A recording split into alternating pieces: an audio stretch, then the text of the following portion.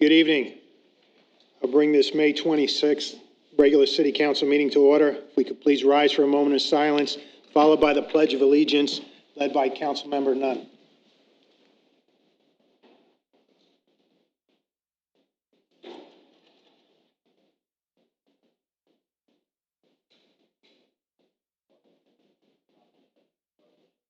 Thank you. I pledge allegiance to the flag of the United States of America, and to the republic for which it stands, one nation, under God, indivisible, with liberty and justice for all.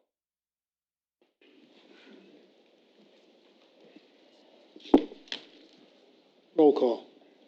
Vice Mayor McPartlin. Here. Councilmember Nunn. Here. Councilmember Matthews. Present. Councilmember Dodd. Here. And Mayor Jones is excused tonight. All right, thank you. Council, any agenda modifications? No? Okay. Well, I have one. We have Councilmember Aaron Voss is here from Vero Beach, wants to talk about a program that they're going to be doing down for the 250th. So if he could speak after our current proclamations, awards, and brief announcements? Any problem? Yeah. Okay, good. All right. So our brief announcements is Friday, June the 5th, the City of Sebastian Summer Kickoff Concert featuring Hot Pink at Riverview Park from 6 to 9 p.m. Didn't they kick it off last year, Brian? Yes, sir, they did. They're back once again. All right, they're very good. So at this time, Mr. Voss, the floor is yours. Thank you, Council, for having me here. As you know, 4th of July this year is a pretty big event not only within our county, but within the state and the country. And to honor that, in conjunction with the county sponsoring a lot of the 4th of July events, and I know you have your nice parade here, your fireworks here in Sebastian, but also in Vero Beach, we're going to have a parade this year and a few other events. And on July 3rd, at 10 o'clock in the morning, we're going to have a time capsule. And it includes all the cities, towns, and the county each get their own little cylinder they can bury in a time capsule at the Heritage Center. So I want to present this to you so you can fill this up as part of the community. I also request that not only the community, but also staff. They're part of our community, everyone that makes the city's work. So I'll charge this to the mayor and the city manager to make sure it gets filled up properly and be there on time. Then right after the time capsule, around 6 o'clock in the evening, we're going to have a colonial ball. You get dressed up in period dress. It's only $25. All are welcome. So, and then we've got the 4th of July activities on the island with our fireworks. We have food trucks, a veterans ceremony as well, starting at 4:30 in the park. So it'll be a pretty big event, and it'll complement the Sebastian's effort here with your parade. And if you feel so inclined, as soon as you're done with your parade, you can scurry on down to Vero Beach on 14th Avenue. It starts at 10 o'clock in the morning on July 4th, the parade. So you're welcome to join the parade as well. Again, it's not a City of Vero Beach parade, it's a community event. So really appreciate to see you all there. All the community is welcome as well. Thank you. All right, thank you, Aaron. Thank you. I was expecting to see in your Revolutionary War attire that you're at the county commission. Oh, yeah, almost there. Yeah, what happened is I was dressed up as Paul Revere. Yeah, it was fun. All right, So, thank you. thank you. All right, this brings us up to public input. Now's the time for anybody who wants to bring something before the council that's not on the already prepared agenda. Yes, sir.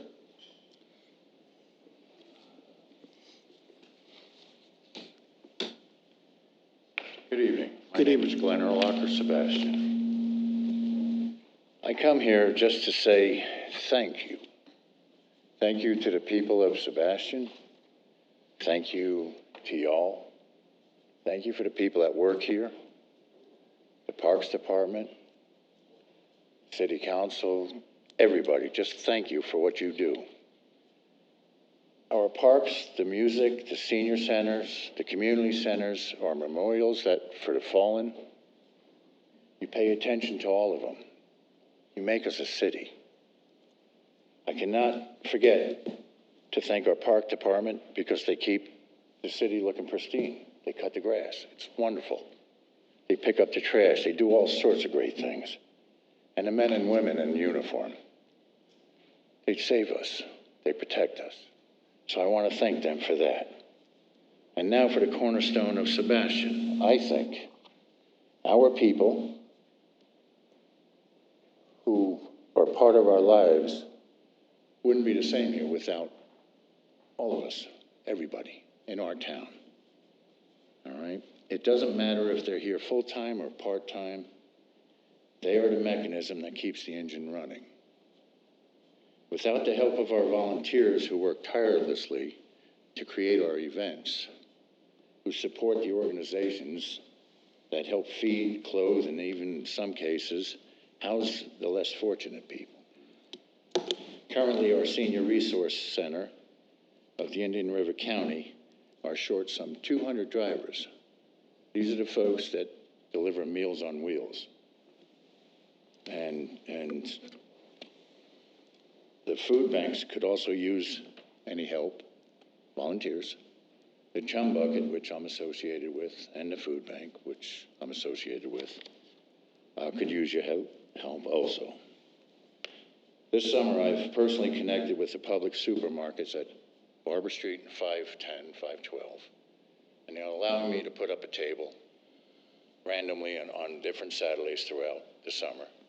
And we're collecting food and donations, and at which time we're handing them off to the Roseland Food Bank and the Chum Bucket of the high school. Because during the summer, there's no food for the kids. There's no lunches. This may help. I worked out there last year, and the cupboards were bare. So that's all I basically have to say, except for one last thing, is in 1961, JFK said, "Ask not what your country can do for you, ask what you can do for your country." That's it. All right, thank you, sir. Anyone else from, yes, ma'am?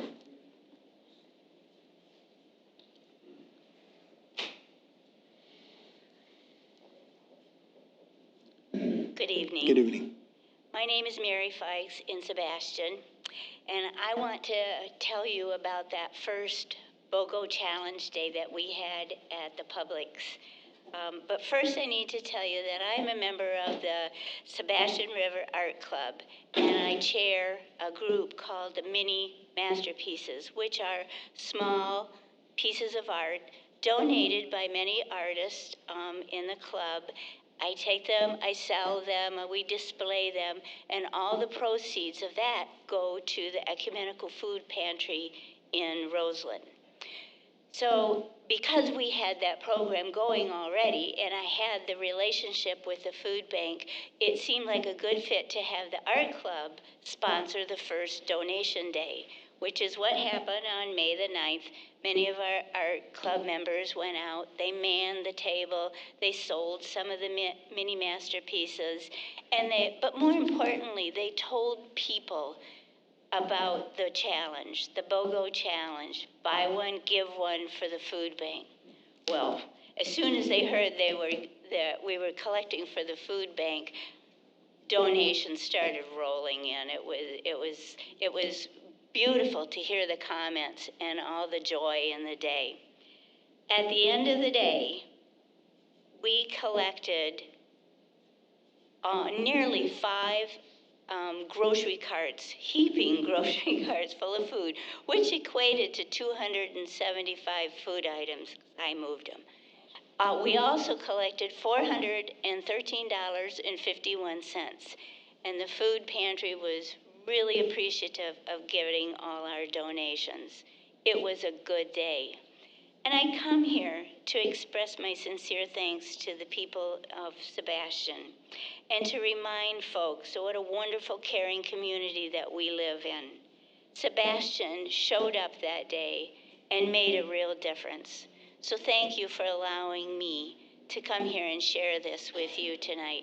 And I hope to see you all Saturday at Publix on 512, where we'll be doing buy one, give one for the Chum Bucket. Thank you. All right, thank you, ma'am. Anyone else from the public wish to speak? Yes, sir. Mayor evening. and Council, Richard Gilmore, Sebastian. It just makes your heart glad when you hear stuff like that. Sebastian is a special place. It really is. I had asked that when you asked for any change in the agenda, I did ask that item C be, was it C, to be pulled? I'm going to pull it. Oh, it's already pulled. Okay, great. Talk a little bit about Hardy Park. I know we're going to bring that up. Let's do that when we pull the Okay, other. all right. The thing I want you all to understand and focus on is that if we have if we lose ad valorem on homesteaded properties, there's going to be a big hole in your budget. Whatever budget you guys come up with, there's going to be a big hole in it. According to the tax assessor, 64% of the property here in Sebastian is homesteaded. Now, 10 years ago, our tax base, ad valorem tax base. Okay. Okay. Sorry about that. No, it's okay. Can you hear me now? Okay. 10 years ago in 2016, our tax base ad valorem was 2.5, 3 million, something like that. I think last year was $8-point-something million was our ad valorem. Take 64% of $9 million away. You're looking at $6 million is going to be a hole in your budget. And you have to start planning on what if. What if we don't have $6 million? Where is that going to come from? We went through a tough time in 08, 09, 10, 11, when ad valorem sunk because values of houses went down. And the city pulled through.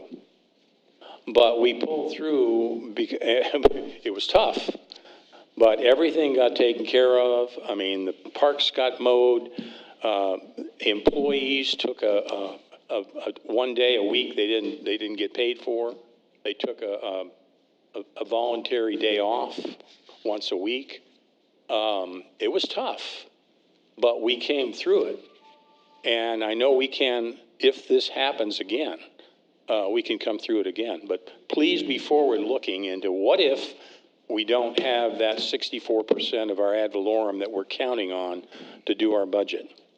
The other thing that I would like to suggest real briefly is that with a new gal or a person that's going to be taking over from Jeanette, I think what we have to think about is when we have something important like waste management come up, when their contract comes up, it's important for you all to know that a year in advance so that we can start thinking about, let's go out to bid. The last time that happened, it was a fiasco, and we went from 2 pickup days to 1 pickup day, and we got paid twice as much because we, for the trash pickup, because we didn't have enough time to go out to bid. So there are other, I'm sure, important contracts coming due, and I think maybe every 6 months it would be important for the city clerk or the county or for the city manager to get with the council and say, look, these things are coming due. We're going to have to think about going out to bid. What do you all think? Yes. I don't think that's too much to ask. No. Okay? So Thank you, anyway, sir. That's my story. All right. Thank you. Anyone else from the public? Yes, sir.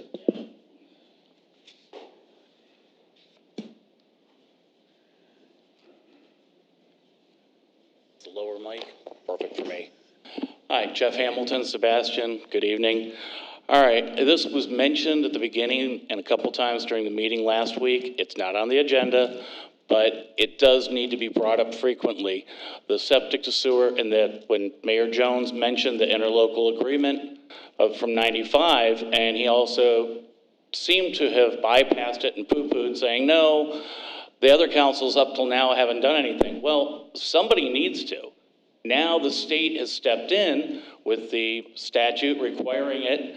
The definition on it, the hard definition is now, even if our septic system like mine was only built in 20, it's 10 years, it's still working beautifully, it'll be 10 years in 2030, I'm gonna have to put out $20,000. There's 10,000 houses in this city, $180 million that we're gonna have to, that the residents will have to put out. Whose responsibility is it to hold the county's feet to the fire? I know Vice Mayor McFarland is trying to become a county commissioner. Are you going to make any different, attempts to force the county to finally do this? Maybe if the state sees an actual design being developed, we can do something. Maybe we'll get an extension so that I and the other residents don't drop $25,000 or $20,000. I know there's grants, but that's taxpayer money too. That suddenly is redundant because the county comes in the next day and says, guess what, we're doing it now. And I don't think they're looking beyond regular gravity force main systems. Tavernier, Marathon, Apalachicola are all using a vacuum-based system. It's a lot more efficient, costs a lot less, they don't have to go as deep. It should be considered. I'm hoping that these people in charge down at the county, and it is up to the council to stand up. Nobody wants to spend money, but we're being forced to. So it's time to stand up and get on it and be more vocal. Make sure the residents know that you're doing it. We drive by the marquees every day. Not all of us read the Sebastian Daily, whatever we want to call it, for little public notices, but we drive by the marquees. Occasionally you see a meeting with the county mentioned, and it's in the middle of the day when you can't get there if you work a regular job. Somebody needs to step up and say, guys, you want to do a workshop at North County, do it in the evening when we can see it, and blare it from the marquees for us, just so that we're all involved and people know what's going on. Thank you. Thank you, sir. Anyone else from the public? Mr. Mayor, Yes, sir. is it possible for me to say something about some of the stuff that was brought up? Sure. Okay, I know we don't Quickly. want to interact with the people doing this, but, okay, I really have to, there were some things that were not sufficiently correct and some things that we're assuming. And the concern that I have is that people hear this and they think what we just said is true. And I understand the whole concept about what's going to happen with the ad valorem taxes, and we are dealing with that. The council is. We've had educational sessions here in the chamber, very poorly attended. Very few people showed up, in which our city manager spent a lot of time explaining what was going on with that. We're dealing with that issue about the ad valorem taxes. There is no indication there's going to be any layoffs or furloughs or anybody's going to lose any paycheck or time. I would hate for our employees to hear that and think that that's a possibility, because it's just flat. Unless somebody wants to go crazy, it's not going to happen. We're going to be able to survive that ad valorem tax thing. Our role today is to convince the voters how stupid it is to do away with ad valorem taxes. That's what our goal is, and that's where we're moving, and we're working very strongly with Florida League of Cities and so forth. Waste management. The waste management issue was not because no one paid attention to the contract.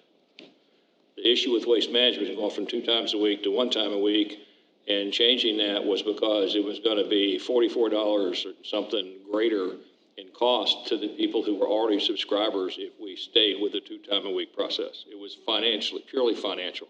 It's going to be it was going to be a financial burden on the residents, 75% of whom were subscribers to waste management, if we stayed within the current confines of the contract, 2 times a week, subscription only. So the council made the decision, not a unanimous decision, but the council made a decision to go to the universal collection process and to go to 1 time a week. That was purely financial. It wasn't because of any misnomer. The one thing that did fall apart was that our city manager at the time misinterpreted what was going to happen to put it on to put the waste management collection on the tax rolls, and we did have a potential issue, but we went back to waste management, negotiated, and they covered our losses during that period of time in which it was not going to be put on the tax rolls. As far as the septic to sewer stuff, we've been trying since 2016. I've personally been trying, the council's been trying since 2016 to get that adequately serviced by the county utility. We understand the complexity of that. They are in the process now of getting the city involved in reviewing a document that's been produced by the county on what it would take to do that. It's not ready for the council to even think about it. It's a draft form, and there's a lot of work involved in that. But it's not something that we're not cognizant of, and it's not something that we're not trying to do. This council has been working on this for a long time. It's not like we just threw our hands up in the air and didn't think about it. We invested money in order to convert the septic tanks directly on the lagoon. The city's paying for the piping. The county is paying for the labor in order to make that happen. There's a lot of stuff that the city has been doing to try to make that work as we move forward. The state has passed a piece of legislation that requires anybody in a basin management plan convert to the new septic systems or to a central collection system by July 1, 2030. It is absolutely ridiculous that anybody thinks that the tens of thousands of septic systems in the state of Florida and basin management plans are all going to convert by July 1. There's not enough plumbers in the United States to do that.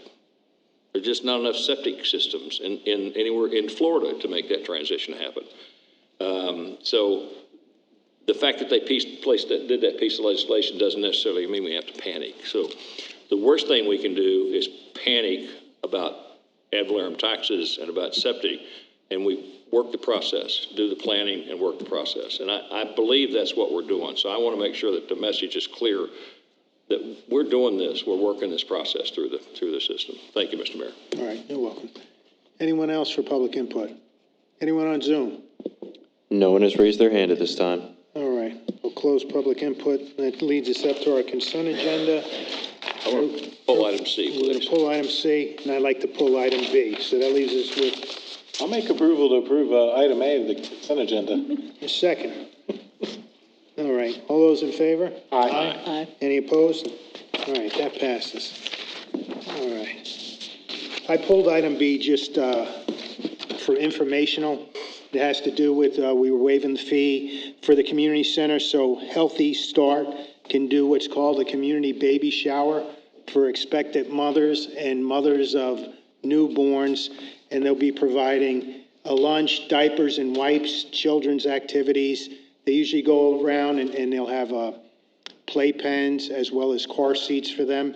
And again, as you know, I heard with a lot of the food pantries that are running dry, I mean, that's a very real thing. And I was hoping that, Brian, maybe we find something about the Chum Bucket and get it put out on our Channel 25, because the school system happens to be where some of these children only get 2 meals a day is from the school. But again, and then also put this on from the Healthy Start. It's June the 6th at the community center,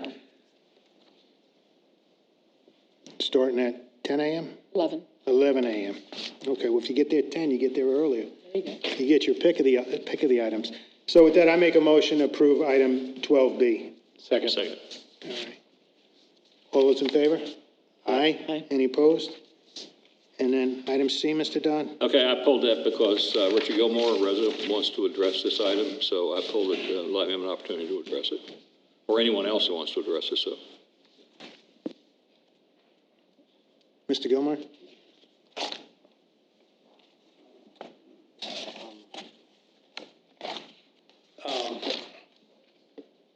I love Hardy Park.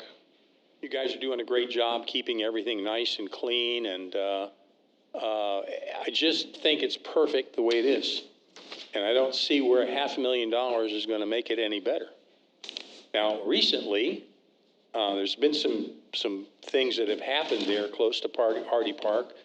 There was some new wood put down on the bridge that was 1 inch when the original was 2 inches.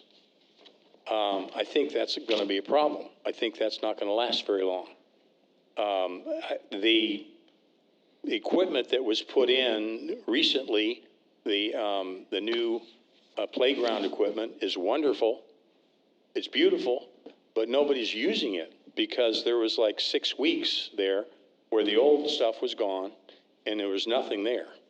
And normally when I walk, I see kids, you know, using the playground equipment, people using it. But to date, I've not seen anybody using that new equipment. The new equipment's great. The old equipment wasn't that bad. I just think that if we sink a $500,000 in that park, it's not going to be any better than it is right now. Walking today, and for the last couple weeks, there's been 2 little red flags, yellow flags down where there's a root on one of the by the walkway there, and the root is, you know, coming out of the ground, but it wouldn't have taken but about 2 minutes to cut that root out with an axe instead of putting those little flags down. So here's my thoughts. $450,000 grant, that'd be wonderful, but we're putting in $112,500 from discretionary sales tax. Circling back to my point before, if there is a hole in your budget, where's it going to be made up? Maybe discretionary sales tax if it's available, okay? If it's not in the park. I don't think there's a thing wrong with that park. It's perfect. Just leave it alone. Thank you. Thank you, sir. Can we get Richard to kind of I was gonna explain say, what? Yeah, I mean, I'll start off and then we can go to Richard. So just to address some of the items that were brought to our attention, just for clarification, discretionary sales tax can only be used for infrastructure improvements. It can't be used to pay staff. It can't be used for maintenance. It can only be used for infrastructure improvements. That's one, so that's not eligible to make up any potential loss in ad valorem taxes.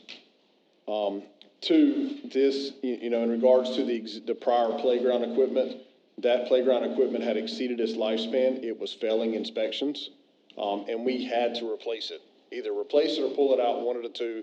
But the standards that we have to follow as a governmental entity in regards to playground equipment is much higher than a private sector, a resident, a church, items such as that. So we have to ensure, and we've had lawsuits in which they want to see our inspections, and we have to have these inspections taking place on a consistent basis. The playground had failed inspection in multiple instances. We had gotten some repaired previous years, and then it continued to fail after we did repairs. So that's number two. Three, I'll let Richard kind of divulge more information on this, but if you know, there's a large group of exercise equipment at Hardy Park. This would include which that has reached its lifespan. It needs to be pulled out in the near future. Our opportunity here was to go after a grant that would facilitate the replacement of that with some exercise equipment that may or may not be stationary as it currently is. There's pull-ups, chin-up bars, things like that are stationary. The new exercise equipment that you see on the market now has a little bit more movement to it, and it's not just stationary body weight equipment. That was a thought process on this. Also, improvements to the parking lot. That parking lot is basically a millings parking lot. When it rains, we get potholes, we go out and repair it. And, you know, constantly people driving, coming and going. So it would include parking lot improvements as well. But I'll let Richard kind of take it from there to give you a little bit more information on exactly the details on that. But I did want to just address a couple of those comments prior to him speaking. Good evening, Council. Richard Blankenship, Parks and Recreation Director. To add to what Mr. Benton had to say, May 18th, we held a sole purpose meeting, which is a requirement of the Recreational Trails Grant. There were 13 people in attendance that had a list of improvements that were needed at Hardy Park. Some of them are super obvious, like the parking lot needs to be upgraded. The trail is uneven throughout the park. we're getting the roots shaved appropriately. Instead of chopping them, we're getting them shaved to reduce the trip hazard. The equipment, exercise equipment needs to be replaced. One of the requests was more shade on the Barber Street side of the trail because they have a particular name for that area, the common walkers, and they were requesting shade. So there are a lot of things there that need to be upgraded. And throughout the board item, we use the term upgraded. We're not looking to put anything differently there than is already there. We're just looking to upgrade what's already there. At some point, if we keep kicking the can down the road, the maintenance costs are going to increase. Liability is going to be an issue. So we want to get out in front of it. Now, this is a federal grant. So we'll use Riverview Land and Water Conservation. We're going on almost 3 years dealing with that. We have an agreement. We're getting close to plans, but it takes a long time for these type of grants to play out. So if funded, then we'll go into public workshops for design and all that kind of stuff. What we had last week was just a grant requirement for sole purpose. With that, I'll answer any questions you may have.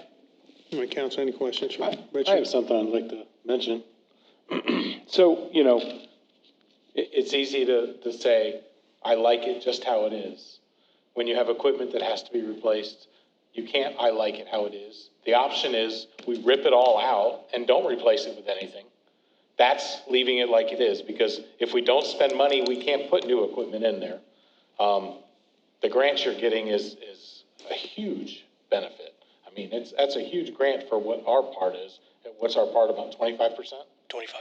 25. I mean, that's an unheard of grant for a park type of a project. So that's an amazing grant to do it. And, people say, well, that's tax money too. But, well, the deal is with that tax money is if we don't spend it, Palm Bay will, and we still have to pay it back with our federal taxes like everybody else does, and we got no benefit for that money. So, I'm all for upgrading the park, doing the things that need to be done, making it safer, making it better for the people that use it. I get the point of I like it how it is, but there's some things you can't just leave how it is. You have to fix the problems. You have to replace the stuff that's end-of-lifing, and I think that's where we are. So, and I know that's where we had a meeting about to discuss the things that needed to be done with that park, and you had some pretty good suggestions. So I appreciate it. Thank you. Anyone else have a question for Richard? I don't have a question, but I did attend, I sat in there for a little bit, and it was really interesting on what was going on. And I wanted you to, if you could, just expand a little bit on the upgrades and what you were talking about so that the folks know that you're not looking at changing, but what the upgrade actually is. Because there was a big concern about the, on the trails and the changes and so what was talked about and the consensus? Well, one of the issues was the parking lot, to upgrade it, formalize it, maybe extend it a little bit. One of the major issues was for lack of a better term, the indention of the trail. The trail is uneven. Some places it's more like a ditch than a trail. So we would want to level the trail out throughout the park, add some more tables and benches along the trail path. The trail gets a ton of use, so it needs to be upgraded with a material that lasts and is not going to float away, is not going to be walked away, is not going to be blown away, and that's not going to be cheap. But I would assume that will be the major element of the upgrade is the trail, making it safer and more resilient. Then additional landscaping and shade, as I mentioned. We have been awarded another grant to do shade in that park aside from this. So hopefully there'll be more trees coming soon. Thank you. Also, the other thing was the concern about the open field area, that's going to be left alone and so that there'll still be open field area. Yeah, we have no plan of a soccer goals or baseball or anything like that. There's a lot of value in open space. You haven't actually finalized the plan for what's going to be done to the park. We won't do the planning until if we're awarded the grant. Yes, and then that's going to go through the Parks Committee, and it's going to be reviewed. It's got people who have an opportunity to discuss it, Yes. and so forth before anything's done with it. So Okay, I just wanted to, to bring that out, there's no final plan for what's going to be done. Heaven forbid we tell them no, but obviously if we can't get the world to approve a final plan, then we can always not take the grant. We don't have to pay the money. So I hate to think about not taking a grant, but we can always do that. So thank you. Anything else, Mr.? Anyone from the public wish to address this application for the grant for Hardy Park? Anyone on Zoom? No one has raised their hand. Mr. Mayor, I move approval. Second. All right. And just in addition, with the exercise equipment that's there for the trail, I see a lot of people that walk the trail and use the equipment, and it's an amenity, and they don't have the resources to go to a gym to utilize those same things. So it's definitely a benefit to the city, and thanks for all your staff keeping it up and running. So we have a motion and a second. Roll call. Ms. Testa? Vice Mayor McPartlin? Yes. Councilmember Nunn? Yes. Councilmember Matthews? Yes. Councilmember Dodd? Yes. Motion carries. All right, thank you. Anyone have any committee reports? All right, leads up to item 10A, public hearing, consideration of ordinance number O-26-02. Mr. Stokes. Thank you, sir. An ordinance of the City of Sebastian, Florida, amending Land Development Code, Article 4, Land Use Compatibility Table, inserting PUD mixed-use classification, Article 5, Zoning Districts Regulation, to incorporate a new section, 54-2-5.17, to be known as Mixed-Use PUD Zoning District, and amending Article 20 to incorporate a new section, 54-4-20.8, to be known as Master Plans, providing for severability and repeal of laws in conflict herewith, providing for codification, providing for Scrivener's errors, and providing for an effective date. All right, thank you, sir. Ms. Bernard. Good evening, Council. This is the second and final reading for mixed-use PUD. You had the first reading on April 22nd, and I will get to the applicant's presentation here in a second. So it's ordinance O-2602, Land Development Code, Textual Amendment, Mixed-Use PUD, second and final reading. This is an applicant-driven amendment. Currently, there is not a mixed-use PUD code. In the original annexation agreement with the Graves Brothers, it was determined that mixed-use PUD zoning would be needed. The existing code does not currently have a mixed-use PUD classification. And so, as you can see in your packet, you'll see that all of the shalls and the changes that were requested on first reading have been implemented as you can see, to the 400 and the shalls that you had requested to be placed in there. And with that, staff recommends approval of ordinance 26-02 for mixed-use PUD. In addition, I know the applicant is here to make their presentation. All right, thank you. All right. Good evening, Vice Mayor and council members. John Clark with Urban Design Studio on behalf of the applicant, the Graves Brothers. I want to start off by thanking staff. Alex Bernard and Jim Mann have been a great asset to work with during this entire process, and also want to thank council on their assistance on this agenda item as well. And with that, we are here to answer any questions that you might have on the changes and for what the agenda item is for you. All right, council, any questions for staff or Mr. Clark? Not this time. Anyone from the public wish to speak on this project? Anyone on Zoom? No one has raised their hand. All right. Anything to add, Ms. Bernard? Nothing at this time. Thank you. All right. Council, I'll close the hearing. I'll make a motion to approve ordinance O-26-02. Second. Any further discussion?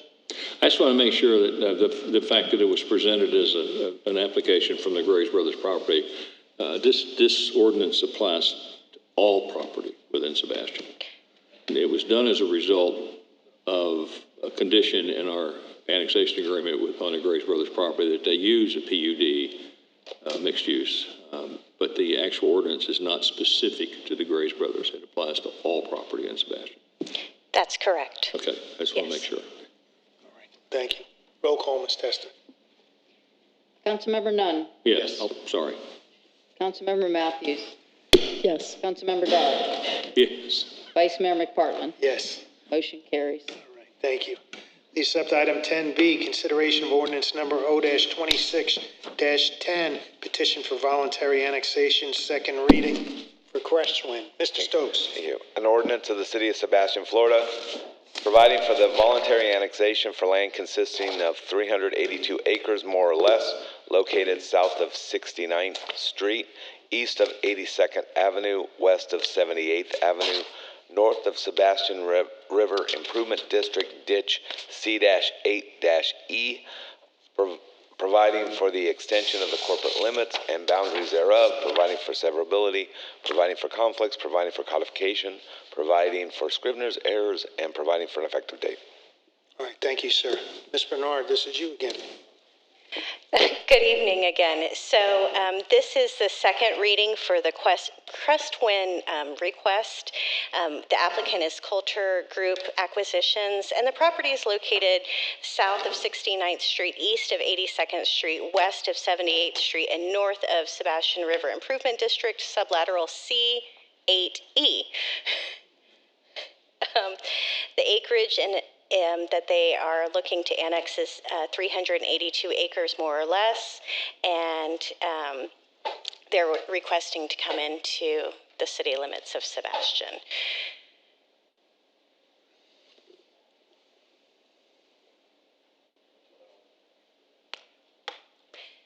And as you can see, this is where the subject property is located, the same as it was during the first reading. No shift, huh? No shift, all the same. And it is consistent with our comprehensive plan.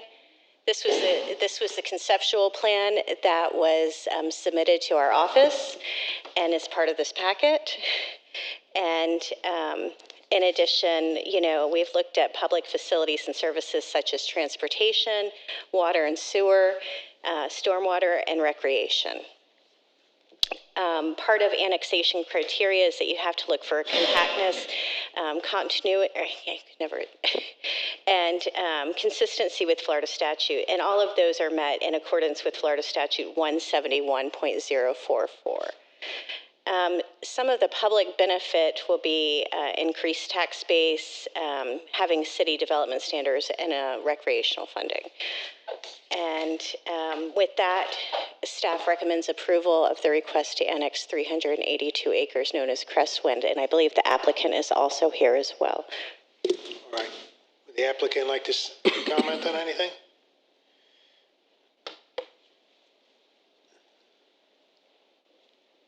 Good evening, Wendy Tuma with Urban Design Studio. I would just like to add that it's been delightful to work with staff, and nothing has changed since the first hearing 2 weeks ago, and we look forward to a positive vote tonight. Right. Thank you. Oh, and we have the team, if you have any questions. We have our civil engineer, traffic engineer, and Coulter Homes is also here tonight.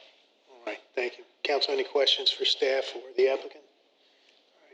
Anyone from the public wish to speak on ordinance number O-26-10? Anyone? Yes, sir.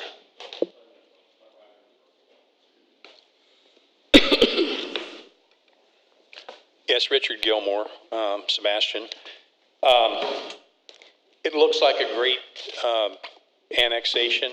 The one thing that I would have you guys think about is, again, when the staff looks at this, they say, well, the ad valorem tax is $1.775 million it's going to bring in.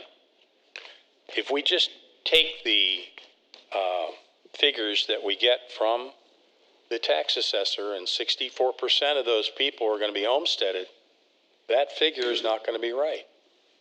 And we're not going to be getting $1.7 million in ad valorem tax.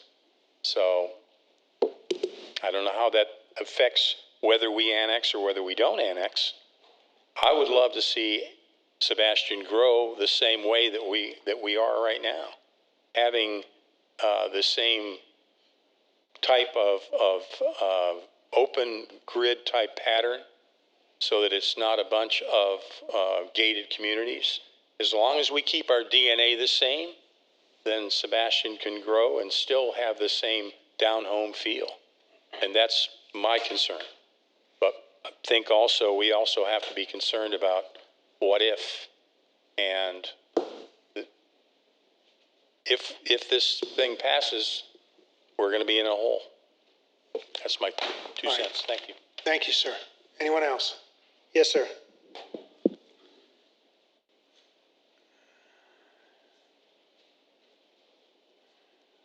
Here I go again. Jeff Hamilton, Sebastian.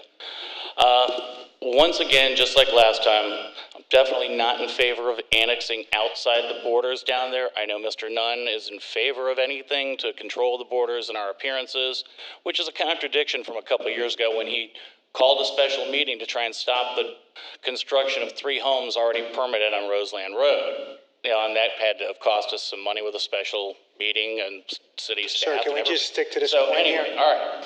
Now, instead of going for things like Crestwind, why aren't we still trying to work on some of these getting in some of these unincorporated areas? Right now, there are 5 properties being marketed along Indian River Drive and just south of Schuman, totaling 141 units for future multifamily. They already abut Sebastian in one way or another. They're going to impact us. Why aren't we trying to get that going and push that issue with the state legislature and everything else?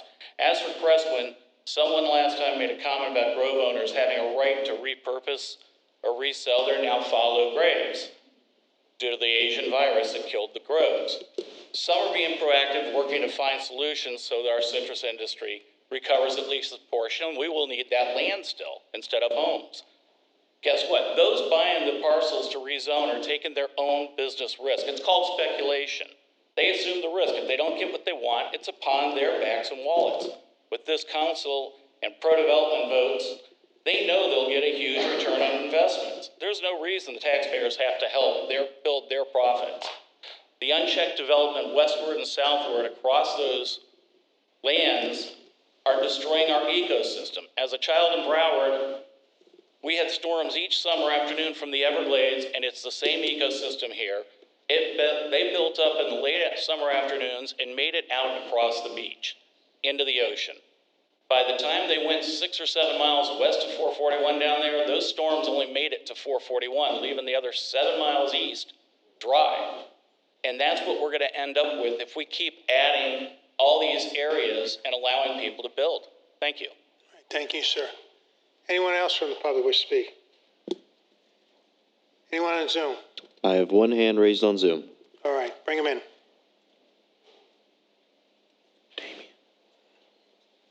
Ms. Herman, can you hear us?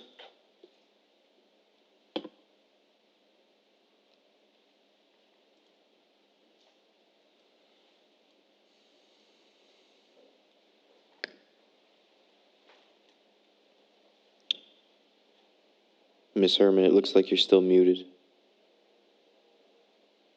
Does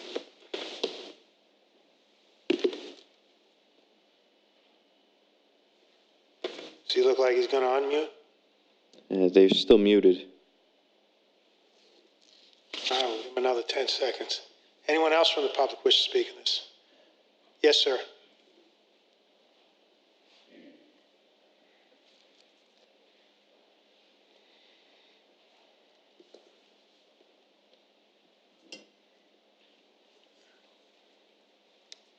Good evening, Chuck Meckling, 1765 Laconia. One of the things the speaker before me had talked earlier about the need to get off septic.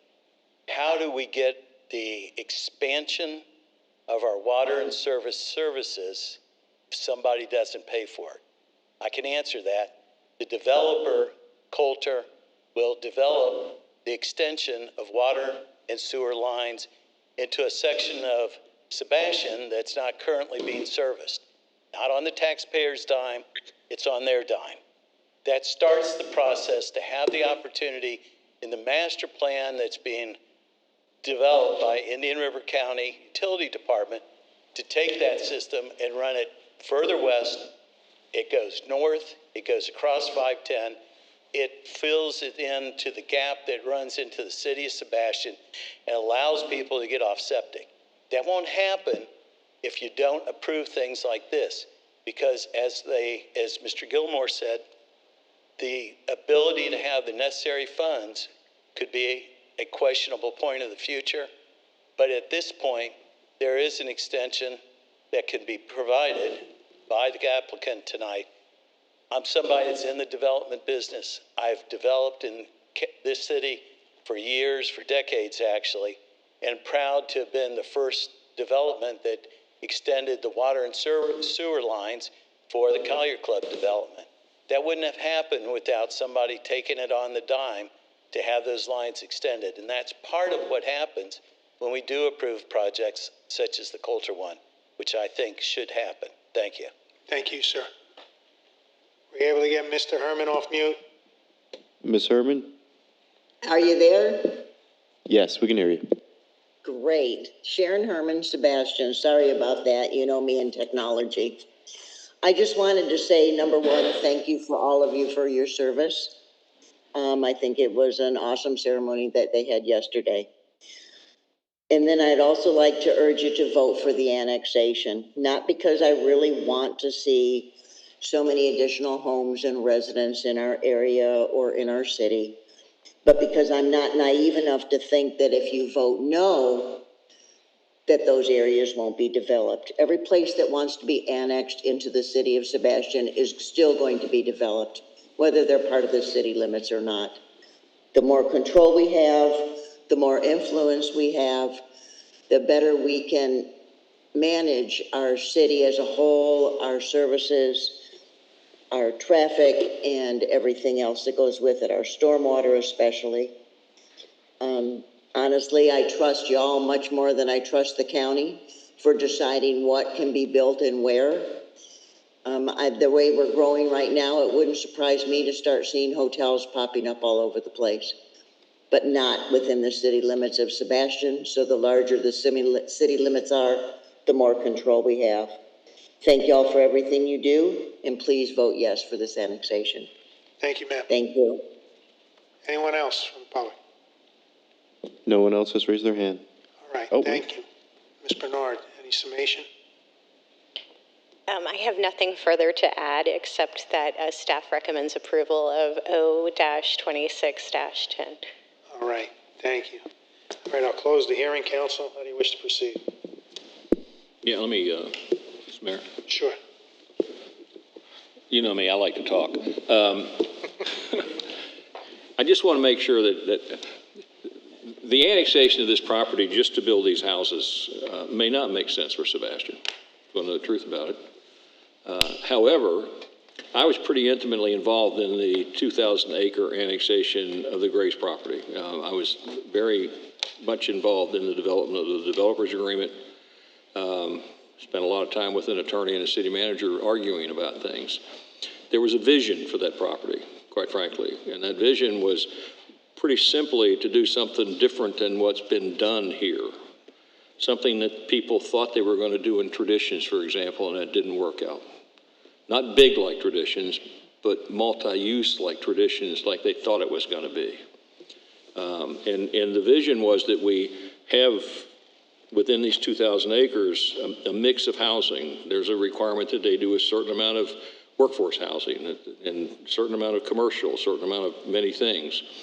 And that was all going to be tied together with the town center.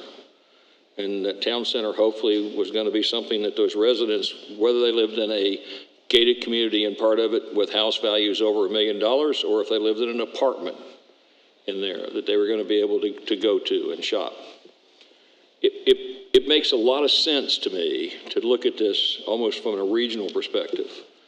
We're talking now about directly attached to that property, several hundred houses that sell in a higher value mark. I mean, what they're talking about here on this particular property are higher value properties. That is an incentive to the developer of that 2,000 acres to really think about building that town center. And I think I mentioned in a couple of meetings ago, the town center is not $2 generals at the entrance, okay? That's not the vision that we had originally when we were doing that. It's not the vision we have now. So the last two annexations we've done, one on one side and one on the other, actually lend themselves to an enticement to have whoever develops that 2,000 acres do more in the form of town center-based commercial. We can't look at all this stuff in a vacuum. It's not this 400 acres and this 200 acres and this 2,000 acres.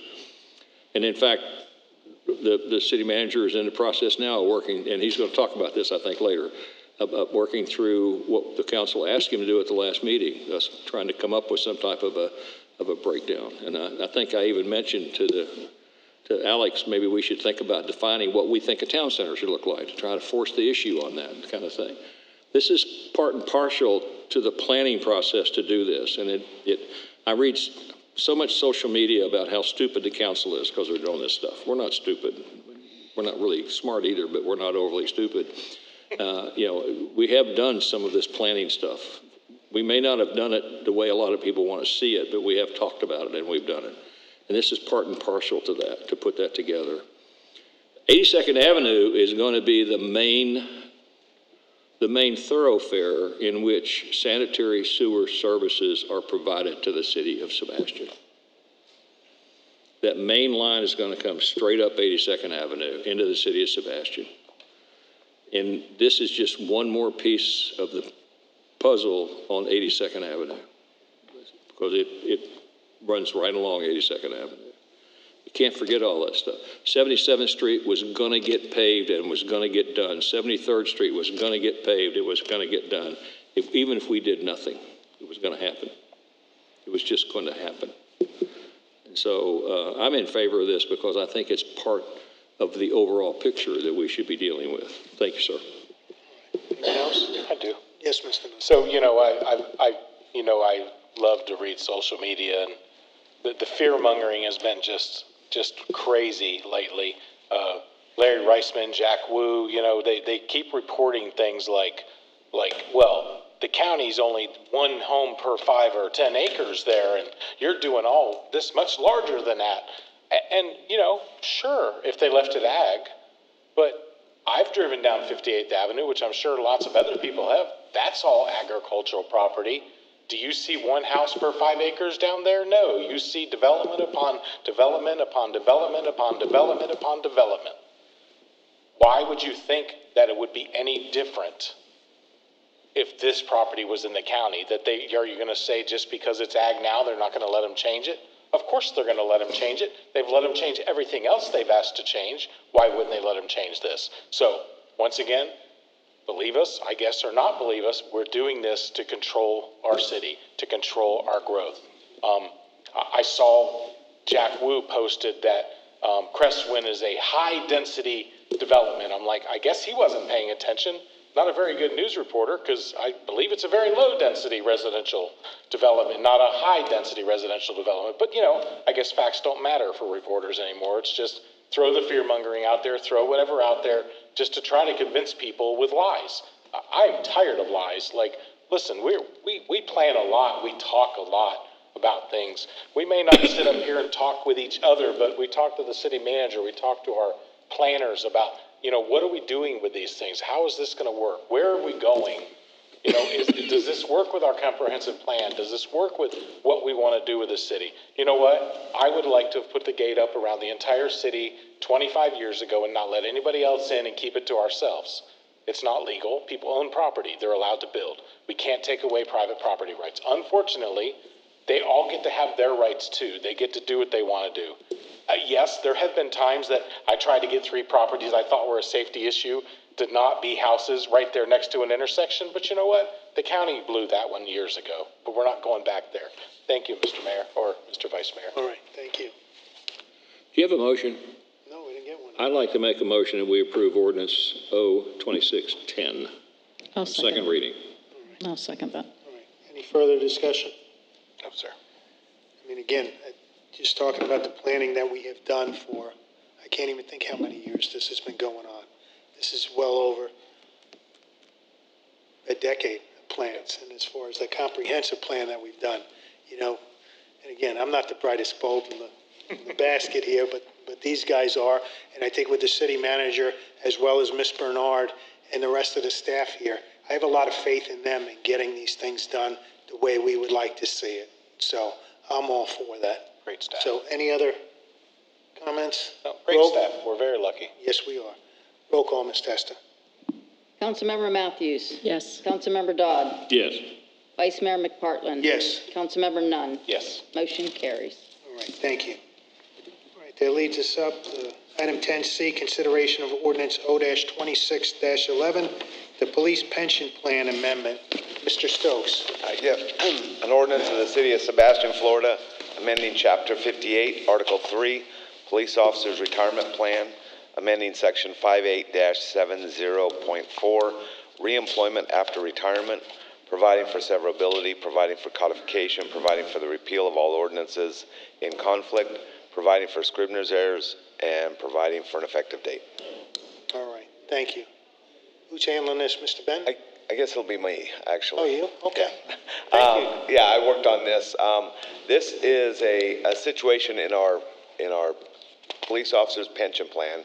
And as you can see from the language that we've amended here, our plan already provided that a police officer member who retires can be reemployed by the city in a non-sworn position. However, it was some language in some kind of unrelated IRS private letters, which called for a better definition of what separation is. Mostly this was generated from the private sector where, especially companies about to get taken over, their people would all retire and then come back to work in order to make the company less valuable for somebody to take over. Anyway, these letters don't really apply to the public sector, but it is something that the IRS seems to be hanging on to about saying, you've got to define separation. So our ordinance said a person could be reemployed after separation, but didn't define it. So that was taken to the police pension board last month. They opted to say 30 days. You know, you leave for 30 days, that's a separation. That there is no requirement. The IRS doesn't say you have to define it as a day, a month, a year. I think FRS has it for 3 months. They used to have it for 6 months. I'm not sure if it's still there, but every plan needs to define what separation is. You know, kind of what IRS is wanting. So, at the recommendation of the pension board, we amended this in order to add in that 30 days, saying that a separation is defined as leaving for 30 days, and then that's considered separation.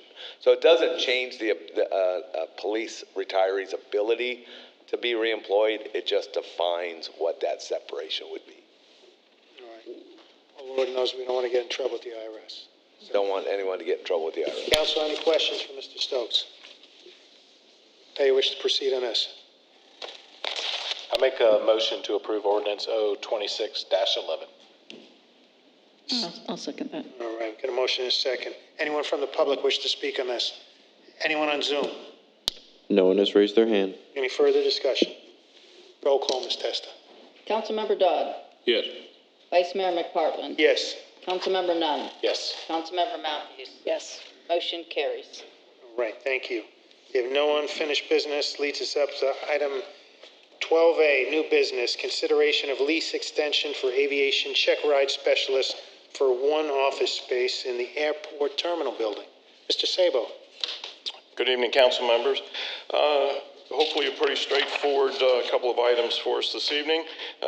We are looking for a one-year extension to an existing lease for aviation check ride specialist. This is just for one office space in our airport terminal. This company provides airman check rides and pilot testing as a service to our local flight school and other flight schools that provide students to come down here for what is a limited service to get some of these final checks and testing done. They are a good tenant in standing, well paid. They provide a wonderful service, and we are asking your permission to grant their request for the extension of a one-year lease. All right. Council, any questions for Mr. Sabo? Get a motion? I'll make a motion to approve. I'll second it. Anyone from the public wish to speak on this lease extension? Anyone on Zoom? Not at this time. Any further discussion? Roll call, Ms. Testa.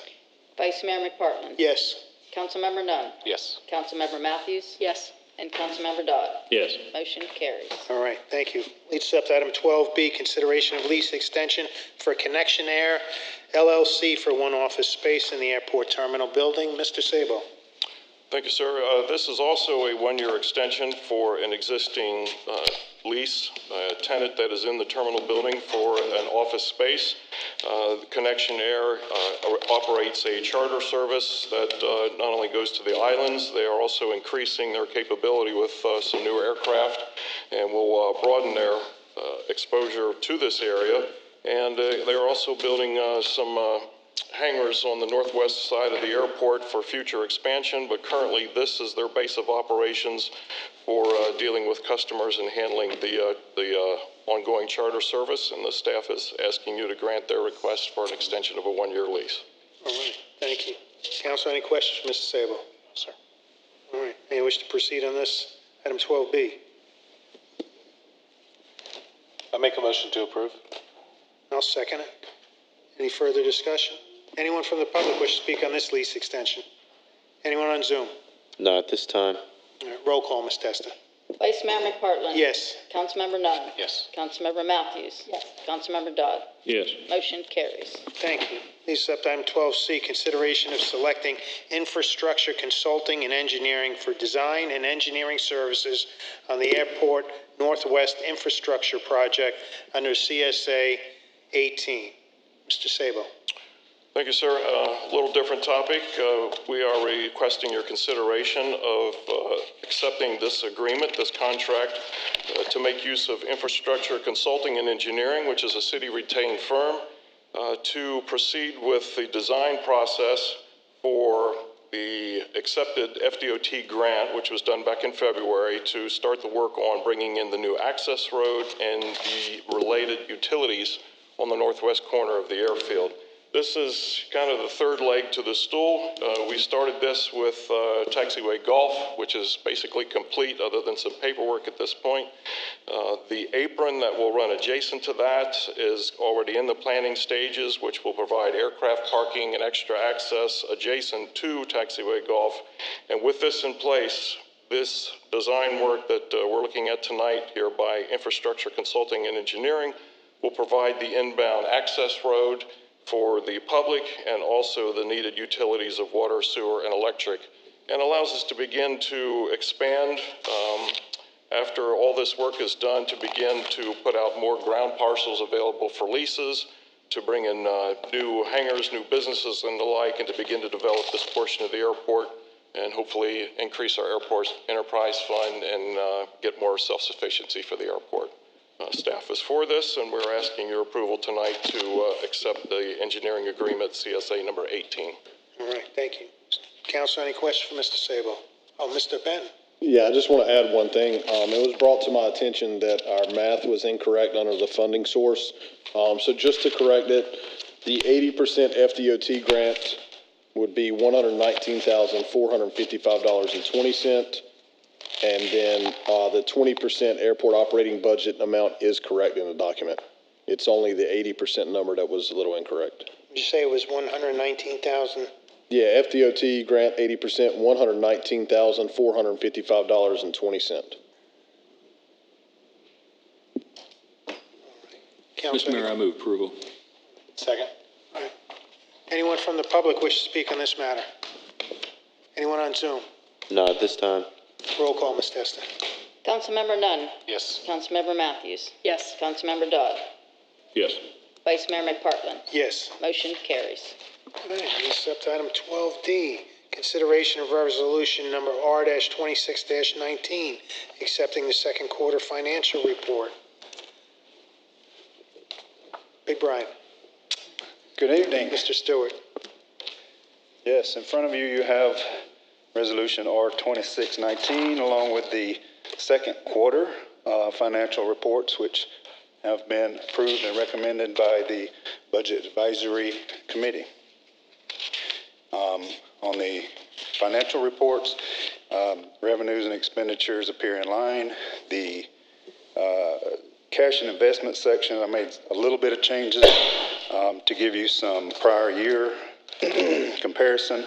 I added prior year cash column for you. And also I separated governmental and enterprise funds from fiduciary funds to sort of give you an overall look at just your governmental and enterprise funds. One item to note there, because the report is pulled on March 31st, the police pension fund does show a $1.28 million loss on that date. However, I will tell you that it has recovered since. That was a market dip that you see. You also have the capital project status report, along with the Exhibit A to the resolution for the adjustments and amendments affecting fund balance and reserves on the budget changes. Most of those are your adjustments to close out projects, establish projects, and pay out the final payouts on projects, along with, there's also a section in there for the new pension plan funding that was all discussed as part of the budget. I'd be glad to entertain any questions, recommend approval. All right, thank you. Council, any questions for Mr. Stewart? Oh, great job. Thank you. Any wish to proceed with resolution number R-26-19? I'll make a motion to approve R26-19. Second it. Anyone from the public wish to speak on resolution number R-26-19? Anyone on Zoom? Not at this time. All right, any further council discussion? Roll call, Ms. Testa. Councilmember Matthews. Yes. Councilmember Dodd. Yes. Vice Mayor McPartland. Yes. Councilmember Nunn. Yes. Motion carries. All right, thank you. Leads us up to item 12E, Charter Review Committee Proposal for Amendment to the City Charter. Mr. Stokes. Thank you, sir. As you know, pursuant to our charter, you commission a charter review committee every 5 years, and you did that back in December. They started their work in January, met a number of times, and they have come up with 4 proposed articles to amend or to submit to the voters. The way this system works is this is ultimately your decision. What goes to the voters is your decision. You can accept their recommendations, you can adjust their recommendations, you can reject them, or you can send it back to them to keep working. Although we have a time limit here to get on the November election, there's nothing in our charter that says it has to go on the next election. It just says once you decide what you want to present to the voters, if anything, then we will schedule it with the supervisor of elections. Right now, we have plenty of time for November. But the 4 proposals, I don't know if you want me to, I know I gave them all to you. They've been publicly noticed. We've had 2 public hearings with the Charter Review Committee as called for in our charter. So this information's been out, but I can certainly highlight each of the changes if you'd like, or not. Where we go from here, whatever you decide today, if you propose any changes, then it comes back to me. I have to create the ballot language in the statutory form and everything, and then bring it back to you. You will still have to approve it by ordinance, which means you will still have, you will see this at least 2 more times on a first reading and second reading before it ever goes to the supervisor of elections. 75 words or less for each of them? 75 words or less, that's right. Good luck with that. Well, the majority of the council, they have served on the Charter Review Committee. I know Mr. Dunn is intimately familiar with everything that goes on in Charter Review, and it's a very important board. And, you know, I'm perfectly happy with all of the ones that came up, because, again, all we're doing is you would write up the language, and this would go out to the voters to decide yay or nay. So, council, any other? Is it sufficient, the fact that it was in tonight's agenda and advertised? Does that actually count as a public meeting? Do we need to have an additional one? No, well, you will have 2 more. Yeah, but I'm talking about, do we need a workshop or anything, or For is this we're okay without doing it? No, we're I'm okay. fine with The it, two yeah. public hearings was with them, then Okay. you see it now, and then two more times. So actually, it gets put on 5 public meetings, you know, so. So when do you want to schedule the first reading? We're looking at, and I'm sorry, I think it was we're looking at the second meeting in June and the first meeting in July. So June 24th and July 8th were the first and second readings, what we were proposing. Do we need to reference the first meeting in June in the motion, or no? No, you don't. It'll come and it'll be advertised the way all of our ordinances are advertised. The first one in July is the 8th, right? Yes.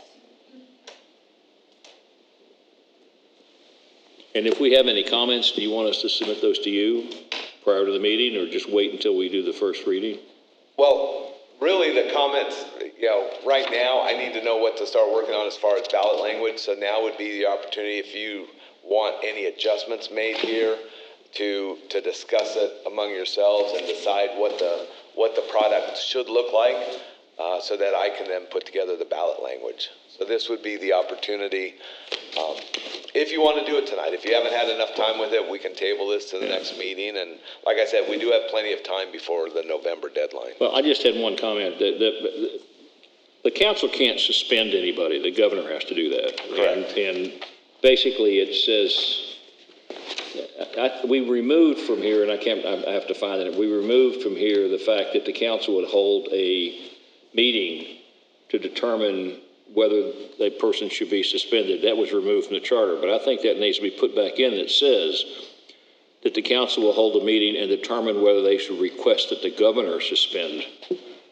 a member.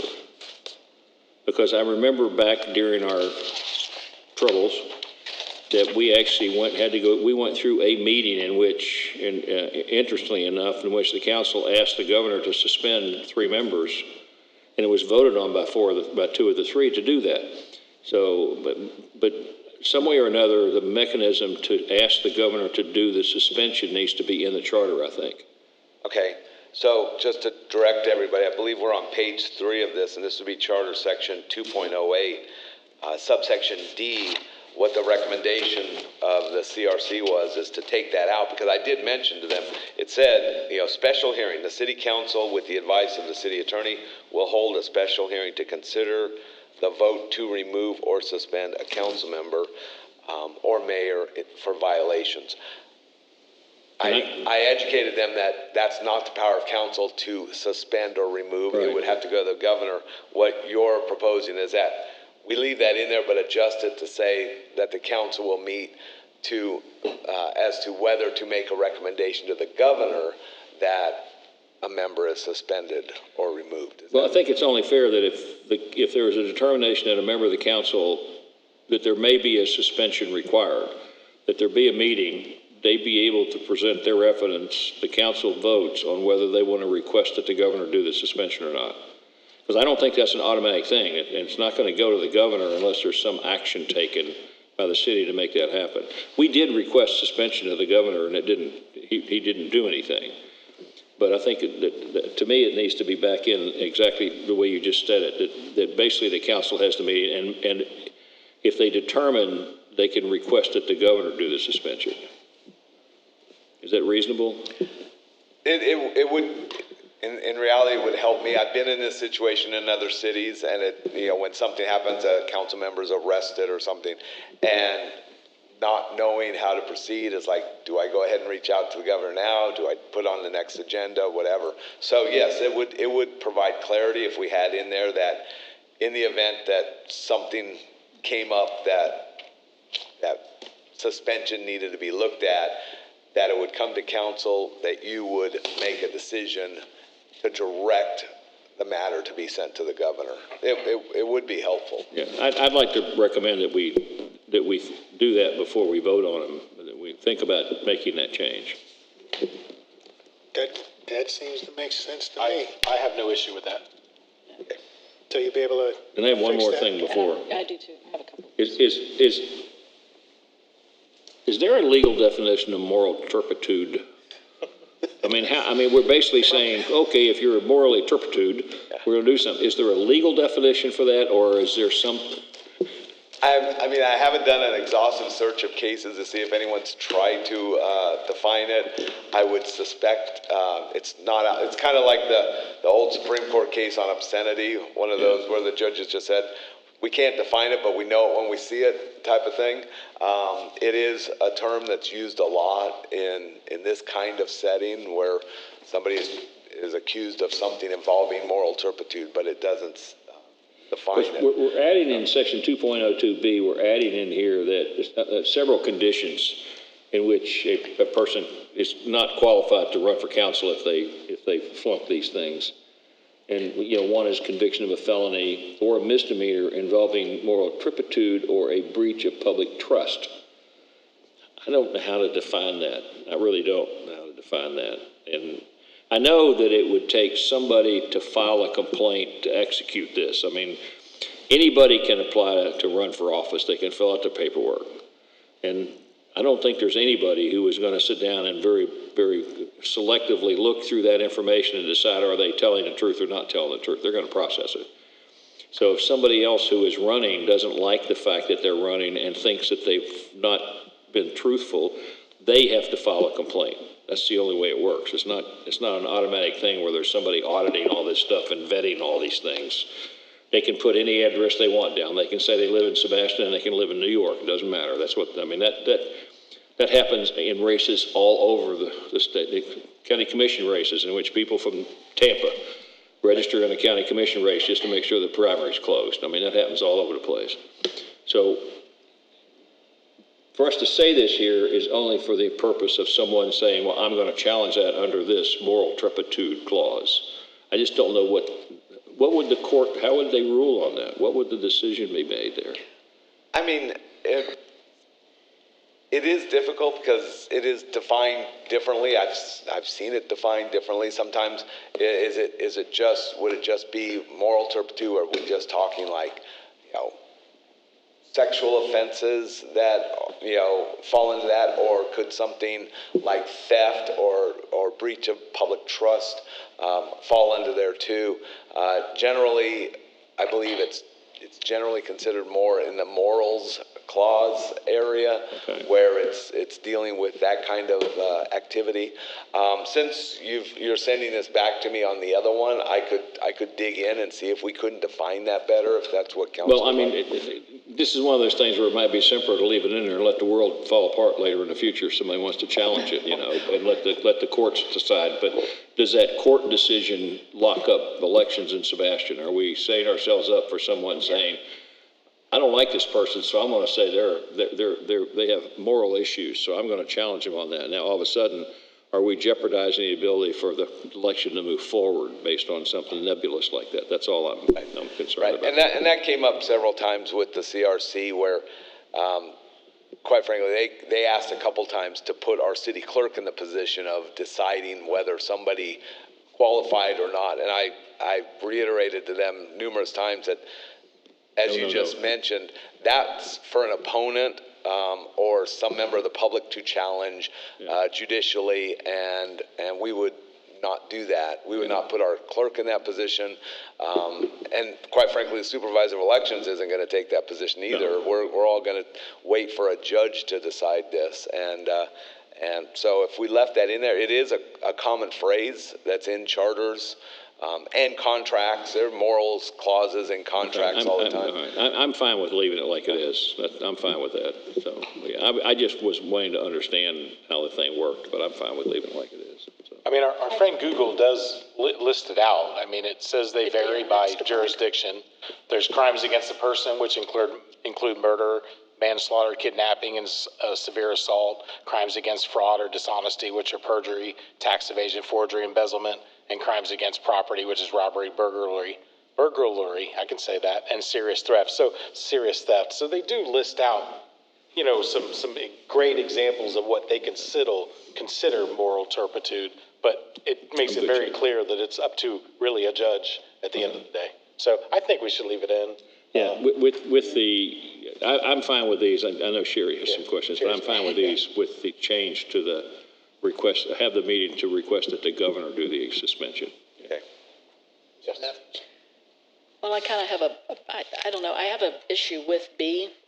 in all of its glory. The reason is that, again, who's going to determine, who's going to verify, how, if they've been convicted of a felon but their rights have been restored, then they're clear to run. So who's going to, in statute, I believe it's statutorily that the city clerk or the clerk, they can't get involved. I believe that's statutorily driven, that they can't verify, they can't get into who's going to what. So who's going to determine this or verify this other than the opponent? That's all it would be left to, and that's what I explained to the CRC, is that this is something that an opponent or some member of the public would have to challenge in court. And if you start looking at the different levels of candidacy for different, from city council to commissioners to governors, this doesn't apply to those higher up candidacies. And so, right, I understand that, but we're putting restrictions on our city council candidates that candidates for higher offices don't have those same restrictions. And I just no morals whatsoever. That's what it is. Okay, You're so saying we're talking a true politician, right? There's not a moral turpitude clause on Congress, right? No. But I feel like that we're going to get ourselves in trouble because there's things that are going to stop this without having it being said. And I just feel like that we're going to get ourselves in a box to where we're going to have to defend versus that this is what we're going to do. Well, as far as our setting the standard for what we want to deem eligible, I don't think there's anything here that crosses the line. There was other things discussed, like for instance, the CRC brought up saying anyone who had declared bankruptcy. Well, bankruptcy by federal law is a protection. You can't use that against somebody in a setting like this, and so we left that one out. Some of these others is a matter. There was a change in state law. And I think you alluded to it as far as the restoration of rights. Now, when a person serves their sentence, and there was some question for a while as to whether fines or restitution needed to be included. But once they've served, they're entitled to have their rights restored practically automatically. And that was some of the reasons that we put a little bit stronger language in, saying that unless they're pardoned or that conviction is expunged, that deems them ineligible. And I did a search. Obviously didn't reach out to every single municipality. There are a couple charters that I located which have more stringent language, like what we're proposing here. But again, it's up to you. This is what the CRC wanted to go with. Actually, they had a lot more stringent language, which we kind of walked them back from. But it's ultimately up to council. It's possible most items 2.2B and C are the result of a single occurrence within Sebastian with a council election. And whether that's the norm or whether that's the outlier, to me it's the outlier. They've been electing councils here for a long time and haven't had these things.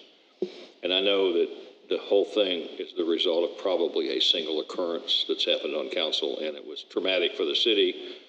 And people haven't gotten over it completely, possibly, and they're trying to prevent that. There was an adage that they honed into us in law school, and it still applies this day, that bad facts make bad law. Yes. When you try and create law because of one set of bad facts, it usually doesn't come out well. Yeah. But again, this is the process that we have. CRC recommended these. You can accept them or adjust them or reject them. Do you have what's currently in the? I don't remember what's currently in there because there's something currently in the charter that. It's here. Yeah, and I'm sorry, I should have, because I did the clean version, then I did the underlined. Anything that's not underlined is what's there now. I didn't give the original. Yeah, I think in the original or what is there now says it has kind of this. I don't know. Isn't this it on the opposite page? B. This is what's currently there, and then this is what he's recommending. No, this isn't the current?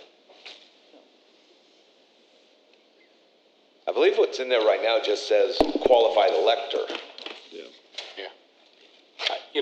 I have a larger concern related to this than what we've discussed is how are you going to put this into ballot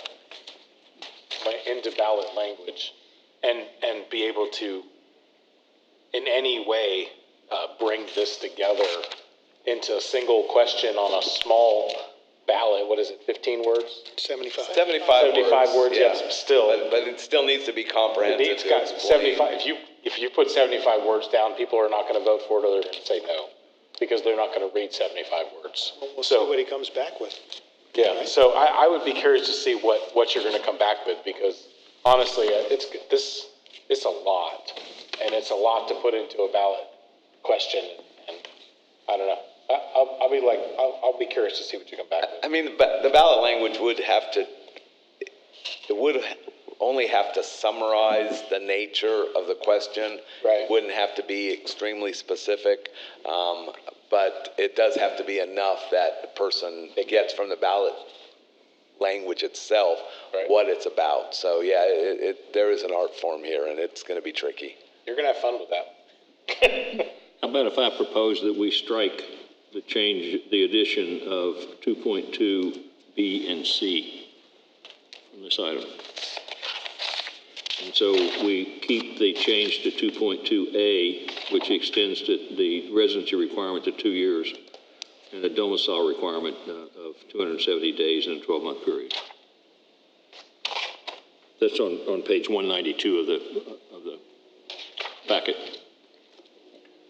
I would agree with that, because it does say that, that they are a qualified elector, which means that they meet all the other requirements. So. Yeah, and just strike the addition of paragraph B and C.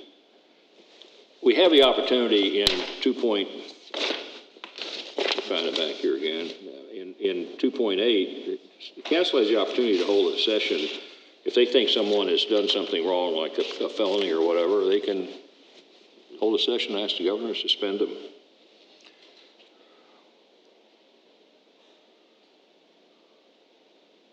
I agree with that, because I mean, then also if they're in the qualifying period, how are you going to determine they're on the ballot or off the ballot? You only have a short period of time.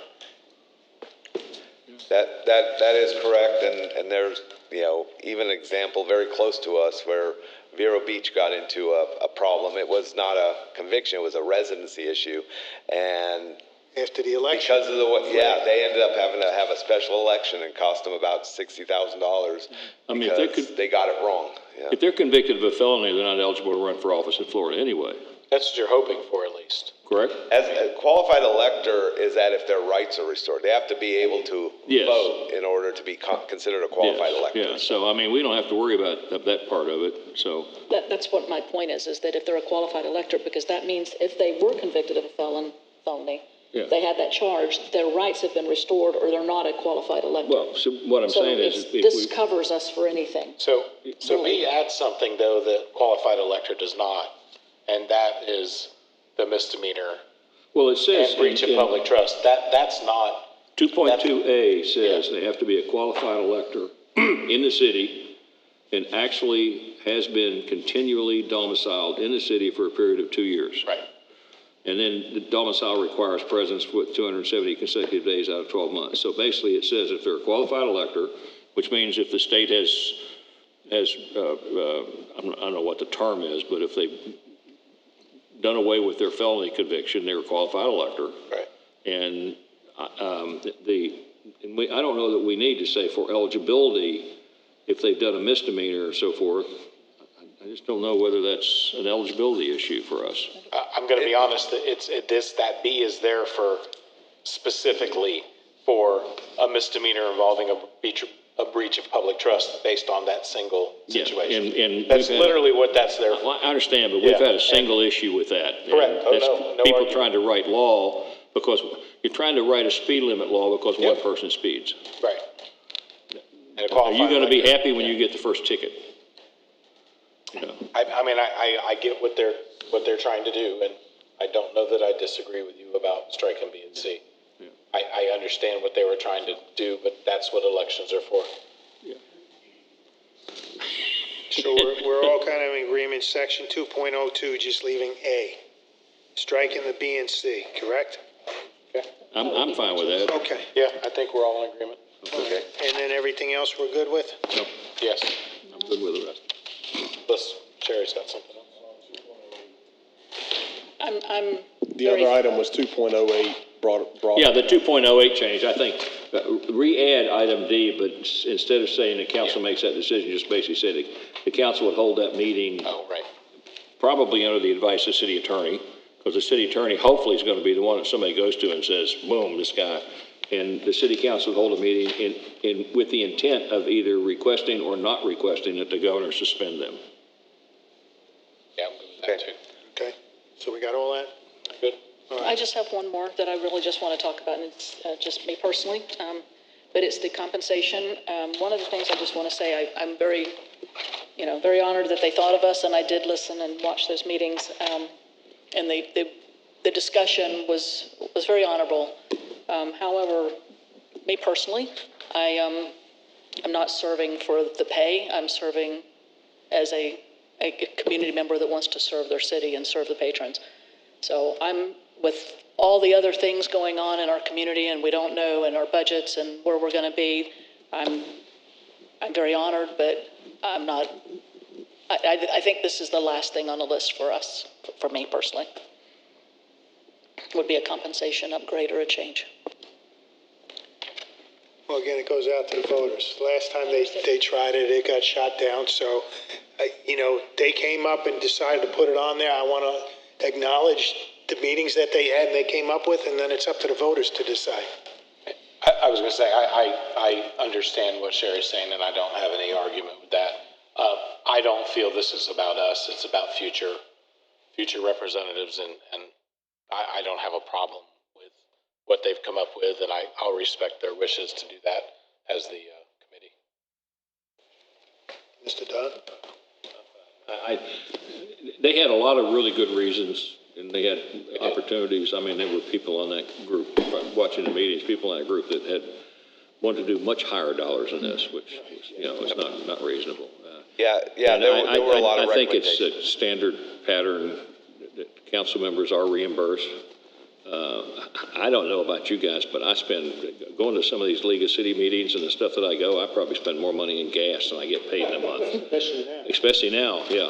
So it's not like, this doesn't buy dinner. So, but I think they had some good reasons for it, and that's why we asked them to do this stuff. So. All right. Do you need a consensus or a motion? A consensus or a motion? If you go ahead and the changes you made, if you just make a motion to approve these to be prepared for ballot, then I'll work on the ballot language and bring it back on June 24th. All right. Who wants to try? I'm going to make it simple. I want to make a motion to make the two changes that we discussed that were given to the attorney. I'll second it. You understand, right? I've got them all down. Yes. Got them down, All yes, right. sir. Anyone from the public wish to speak on this item? Anyone on Zoom? No one has raised their hand. Any further discussion? Roll call, Ms. Testa. Councilmember Dodd. Yes. Vice Mayor McPartland. Yes. Councilmember Nunn. Yes. Councilmember Matthews. Yes. Motion carries. All right. Thank you. Please, Mr. Stokes, you have any other matters for us today? No, sir. That's it. All right. Mr. Benton. Thank you, sir. I have a couple items. The first item is in regards to, at the last meeting, council had provided direction for me to work with staff in regards to bringing back an annexation plan. In kind of thinking about it, and I probably should have asked the question that evening, however, I didn't. In discussing it and thinking about it with staff, you all see community development has a lot going on. They've got quite a few requests, zoning things that are going to come back with the annexations that have been approved, developments and things like that. And I think it would be smart for us to get an outside perspective on this annexation plan, to kind of come in and they could be a liaison for council. They could meet with you all individually, get your input, meet with staff, and kind of work through the process, a little bit similar to how we did our strategic plan. But do a little bit of an annexation strategic plan that would be, that would kind of provide full details and what our direction is going to be as we continue to go forward. So I'm just letting you all know I'm planning to solicit an outside consultant to assist us with this. I will bring it back. It has to come back to you all for approval based on the monetary value, but I have spoken with Dr. Richard Levy, who was instrumental in helping us develop our strategic plan. He has a lot of experience in annexations and how they work and benefits and how we make things happen. So I've spoken with him today, and as long as no one has an issue with this tonight, I would like to have him develop a scope, and then we can bring it back to council for your approval or for your discussion and consideration at a future meeting. Does anyone have an issue with that? No. Do you need a motion or anything from us to do that? No, at this point, you're not going to provide any monetary value or anything. I just wanted to make sure you all were in agreement with myself and staff in regards to having the discussion, and I'll provide Dr. Levy the direction to develop a scope. It'll be a pretty comprehensive scope in what we're going to do with this. I think it would be a great thing for us to have and provide some clear direction going forward. I'll also build on that I did have a meeting with the county today. Mr. Stokes and I went down and met with the county today in regards to the annexations, and I did tell them we were going down this path, that we were going to develop a plan from the city, and then we would at that point then bring that down to the county and have discussions with the county. So it was a productive meeting with the county today, and I look forward to continue to work with them as we go forward down this process. I just made it clear that council had directed us to develop our own plan at this time, and then we'll get with the county at that point. Second thing, great news. I got a phone call today from Congressmember Herodopoulos, and back a few months ago, we had a meeting, and he, introduced the thought process to federal appropriations to the city. I've checked with people throughout the city, and I'm not sure that we've gotten federal grants. We get those from the airport, FAA, things like that. But as far as a specific appropriation, we submitted two from staff this year after our discussion with the Congress member. And one of them, he called me today to inform me that one of them has been included in the FY27 federal budget for an appropriation, so we were awarded it. You all will see it in this coming budget. We will show it as a budget item because we do this annually with how we handle our grants. We'll show it as a budget item, but it is for our police department for a new CAD RMS system. So that was great news to hear that from him directly today. And I just want to say thank you to Congressmember Herodopoulos and his staff, and also Kathy Copeland from the county. She's their legislative affairs director, and she was also very instrumental with assisting us with the application this year and getting us kind of in tune with the process. So going forward, that'll be something that we do on an annual basis. We'll look and we'll have discussions as we go forward. This year was very short notice.